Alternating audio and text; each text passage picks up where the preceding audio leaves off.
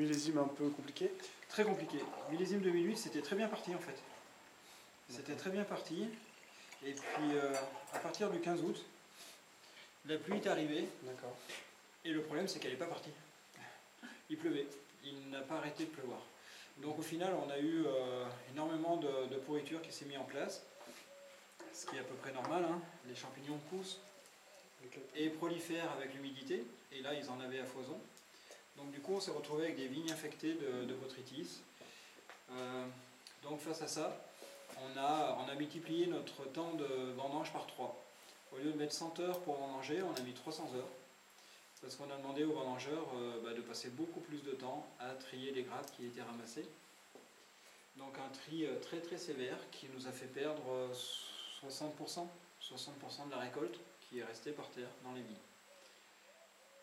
Alors bien évidemment, la vendange amenée à la cave n'était pas 100% saine, mais elle l'était en grande partie. C'est ce qui nous a permis d'avoir un vin qui se tient.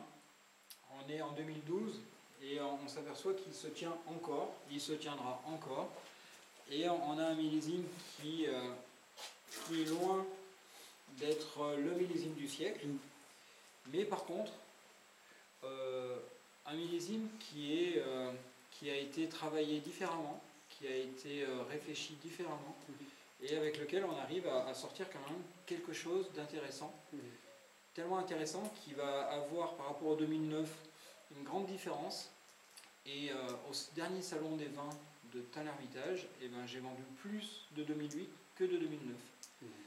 Parce qu'il y a une approche qui est un peu différente. Le 2008 va être plus sur le fruit, un peu plus rond, plus friand, plus goulayant, plus gourmand, un peu moins long en bouche, et il y a une clientèle qui apprécie ce type de vin. Alors que le 2009, on va être un peu plus sur la puissance, sur la longueur, sur des tanins un peu plus présents.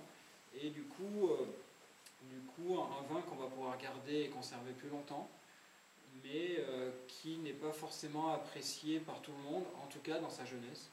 Donc ça me permet d'avoir deux millésimes bien différents.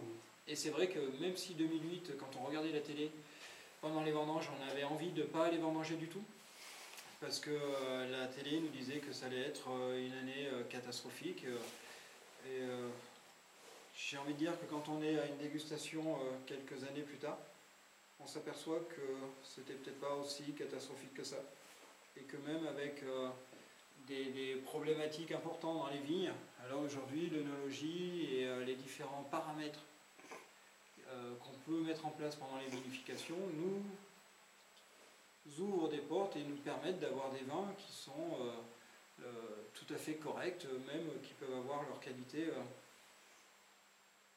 et caractéristiques du millésime. Voilà. 2008, on l'a fini sur une note pluvieuse, donc on n'a pas une grande concentration, on n'a pas une puissance, mais on a un fruit, on a une rondeur et qui peut avoir son intérêt.